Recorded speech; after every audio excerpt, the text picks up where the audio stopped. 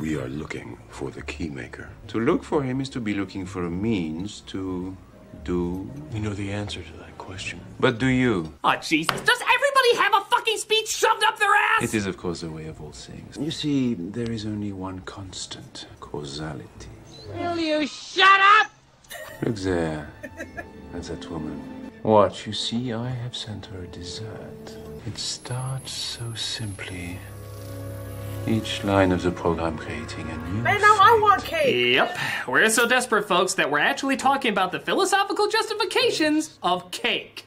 Fucking cake! That or they're trying to fetishize cake, but to be fair, the line between the two is pretty blurred in these films. Her heart flutters. She does not understand why.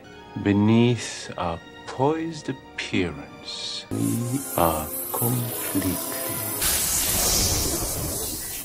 out of control. Would you care to order? I'll have the cake.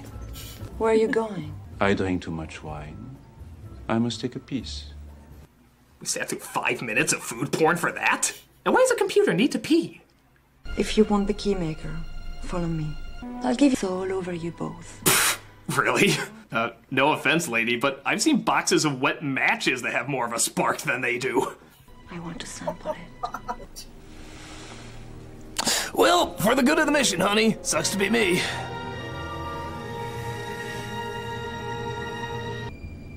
Come with me. I thought I just did. So they find the keymaker, but get intercepted. This results in, yet again, more Kian food. You know, I'm just gonna make the crazy assumption he's gonna win this one again. Let's see, yeah. So let's just see what happens when he tries to follow Frenchie. Up, he uses his hacking powers to put him in the mountains.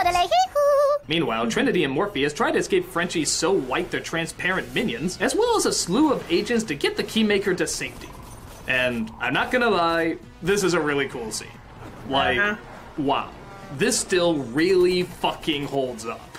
The action isn't just kung fu and it isn't just computers, it's a good mix of car chase, gunplay, superpowers hand to hand, car, fu, and with pretty much all the important characters making an appearance.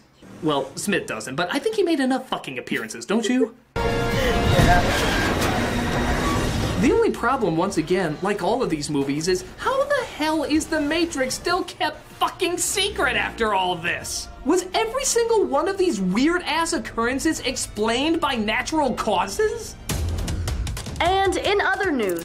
Yeah, I'm not gonna lie, that's something that I wish we kind of dive into, like, how do they cover up the Matrix to the people that are plugged into the Matrix and believe that they're in the real world, you know? Like, how do they cover that up? Like, do they, like, wipe their memories of the people that see weird and crazy stuff like that? Or what? Or, yeah, they never explain that. Like, what? Reports are flooding in of people jumping on cars, somehow destroying them, flying green albinos who can float through walls, sword fights on top of trucks, and a dozen instances of people defying the laws of gravity. Police reports say that it was the wind. But just when it looks like all hope is lost, Tom literally flies halfway around the world just in time to grab Morpheus and the Keymaker. Alright, now this in my opinion is one of the biggest holes in the movie. Critic, we have found the pathway of knowledge. Oh, can't it? No, it can't. It's in the kitchen. We'll take the back way so that the agents won't suspect us. Too late for that, I'm afraid. Schmuck!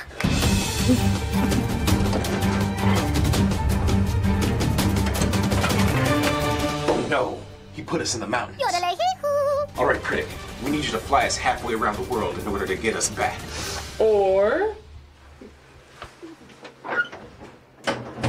we could just use another way to the kitchen through the office. But there'd be mountains. Yes, I know there'd be mountains out there, but there's still office in here. It's like our idiot Messiah. He flies thousands of miles around the globe to reach our heroes, but all he had to do was turn the fuck around and go back the way he came. He never closed the door behind him, so it's the exact same location. It would have taken him 2 minutes. Ah, so instead of flying around the world, we could take a few steps. To the kitchen. To the kitchen, yes, to the kitchen. World. This is the pathway to knowledge. Yes. Behind this door are the answers to all of the Matrix movies. All the answers, like why they're so silly and make no sense? Every single one of them. Well, let's check it out. Zoom, motherfucker, zoom! That didn't seem right. There must have been a connection issue. We must destroy the power source. Yeah, another side mission. You guys go do that while I finish up the review. Stop that! No! Well, as you can see, our heroes are starting yet another side mission, even though they just got done with one other fucking side mission. The Keymaker talks about breaking into the secret headquarters to have Tom meet the architect, the designer of the Matrix. How do you know all this? I know because I must know. It is my purpose. Or maybe it's just lazy writing. We have not come here by chance. I do not believe in chance. It is our destiny. I believe this night holds for each and every one of us the very meaning of our lives. Jesus, translation? I like talking. We know. Moving right along, So Tom tells Trinity not to help him in this because he's afraid his dream will come true and she'll die. But of course, when shit goes wrong, who's the only one who can possibly save them? What are you... Trinity! I will not stand here and do nothing. I will not wait here to watch them die. I'm sorry I screamed at you like that. I know I can be really emotional. She breaks in just like we saw in the intro, allowing them to sneak through the door. But the Keymaker gets shot. It was meant to be. Morpheus. Hurry now. Oh no, I'm really gonna miss whatever character he was supposed to have. Your name will always be remembered with what's its and who's its and that guy. Tom enters the door, locates the architect, and naturally, he spouts more philosophical speeches. No. Your life is the sum of a remainder of an unbalanced equation inherent to the programming of the Matrix. You are the eventuality of an anomaly which, despite my sincerest efforts, I have been unable to eliminate. While it remains a burden assiduously avoided, Translation? it is unexpected and thus not beyond a measure of Translation? As you are undoubtedly gathering, the anomaly is systemic, creating... Did we ever figure out what the fuck he was saying in this scene? Inevitability of its... This is the moment where the writing is literally so pretentious and trying so hard to sound important that nobody could understand what the hell he was saying. A return to the source, allowing a temporary dissemination of the code you carry. Your 5 predecessors were, by design, based on a similar predication, a contingent affirmation, thus creating the otherwise contradictory systemic anomaly. Dude, is this gonna be on the test? I know, right? He sounds like one of those college professors that just like, man, you're trying to pay attention, but you just can't help but fall asleep. Like, come on, dude. What the? The best I can understand is that Tom is an anomaly of the Matrix that keeps popping up and the machines can't get rid of. But it sounds like he's the 6th version to do so, and this is the 6th time they're about to destroy Zion. So he has a choice where he can either save all of Zion or save his dominatrix who's about to die just like in his dream. The door to your right leads to the source and the salvation of Zion. The door to your left leads back to the Matrix, to her, and to the end of your species. And which door does he choose? Our Messiah, folks. Yeah. Fuck the world. I want some more leather-coated moss pussy. That's owning up to my responsibility as a great leader. What if fucking Jesus came back from the grave with an excuse like this? Hello, my followers. Just a quick heads up. You're all going to die, and it is 100% my fault. But I just wanted to give you a quick glimpse of what you're all getting killed off for. That ass. Look at that ass. Now I can get whipped, beaten, thrown up on a cross, but if you were to ask me to give up that ass is gonna win. But hey, that's Messiah's for you, am I right? Hope you're not all too pissed, and have a nice death. G's out! So Tom races totally. at the speed of woe, bringing apparently half the goddamn city with him.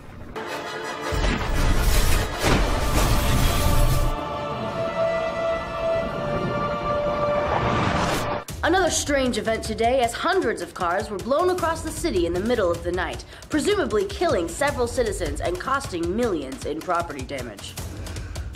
It happens. Yeah, but it what? looks like Tom is too late as Trinity bites the bullet and dies off. But death is more like a suggestion in these movies than a final destination. I'm not letting go. I can't. I love you too damn much. Oh yeah, you sound like it. So he uses Kung Fu CPR to bring her back as we see our mechanical calamari are lining up to kill everybody off.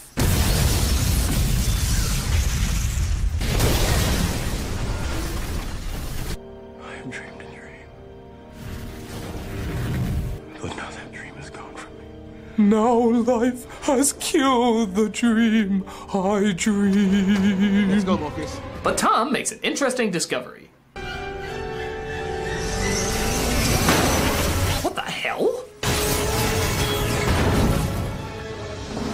Oh, wait. I think I see where they're going with this. I won't give it away now, but I'll tell you in a little bit. He passes out, and they find yet another ship to pick them up. But unfortunately, they have an unwelcome visitor on board.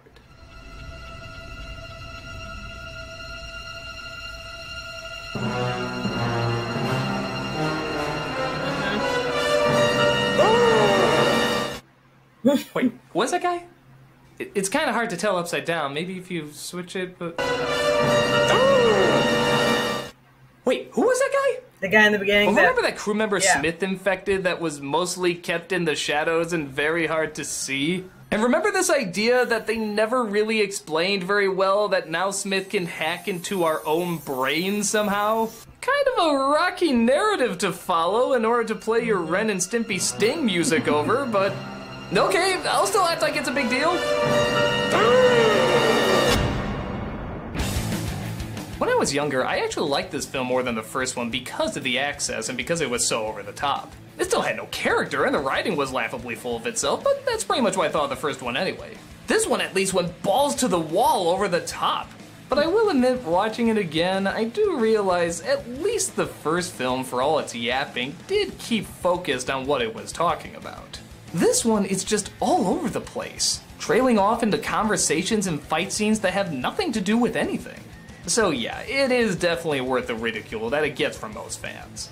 Unless they're going where I think they're going with it. And if they are, I think they can actually save a good chunk of the series with it. And that, of course, is being... Hello? The pathway is open, Critic. Discover the secret of the Matrix movies. Right.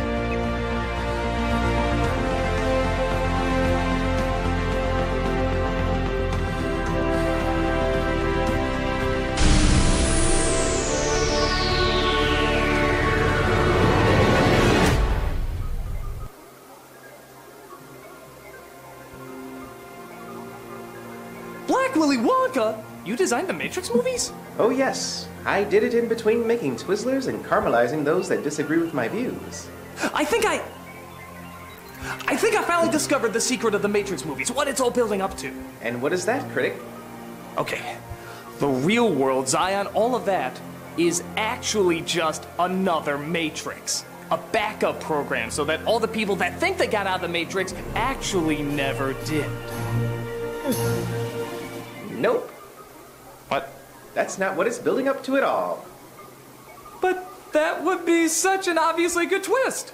It would have worked on so many levels. It would have explained why Tom could destroy the machines at the end. It would have explained why Smith could infect a human brain. It would have explained why all the people in the Matrix weren't affected by all the obvious glitches going on. How could this not be it? It would explain every single movie mistake the films have ever made. I agree, but they're sticking to the safer route. He's just Jesus? He's just Jesus. Well, great. We haven't seen that story yet. So, what's with all the TVs? You're just seeing how many television sets the movie can suck on?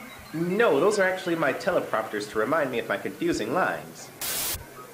Quid pro quo, vis-a-vis, the outcome of one anomaly is higher than the probability of... You know, screw it. I'm just gonna give it to you straight. I was merely commissioned to make the Matrix movies. The real masterminds are somewhere else. If you want to know the truth, don't trust anyone. The ones you think you can trust have already been taken over. Who? Who's doing this? People much darker. Darker?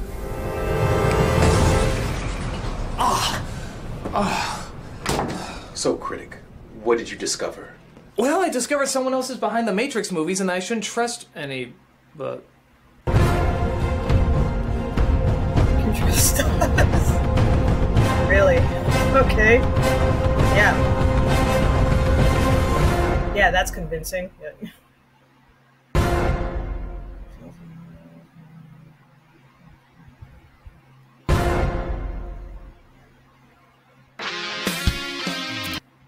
Yeah, I think that I heard that I think that was like one of the theories before the third movie came out, that like, oh, it's gonna turn out that, oh, they're still in the Matrix, like they were, thought to believe to be already out, but really they're not.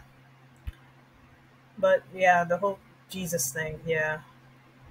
Even like I said, in the game Path of Neo, the video game, even the Wachowskis in that game, towards the end, even they said so themselves that, oh, the whole Neo being Jesus thing, it sucks.